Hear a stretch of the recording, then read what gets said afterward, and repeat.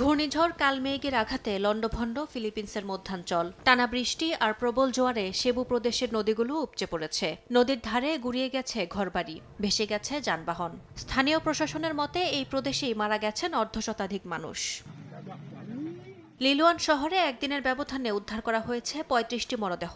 প্রবল স্রোতে ভেসে গেছে ঘরবাড়ি, নেই মাথা গোজার ঠাঁই। অনেকের বাড়ি ডুবে যাওয়ায় আশ্রয় নিয়েছেন ছাদে, রয়েছেন সাহায্যের অপেক্ষায়। স্থানীয় এক বাসিন্দা জানান, তার প্রতিবন্ধী বোন বন্যার পানিতে ঘরের ভেতরেই আটকে মারা গেছেন। প্রবল বন্যায় ক্ষতিগ্রস্ত এলাকাগুলোতে জরুরি অবস্থা জারি করেছে স্থানীয় সরকার। প্রায় ২ লাখ মানুষকে নিরাপদ আশ্রয়ে সরিয়ে নেওয়া হয়েছে।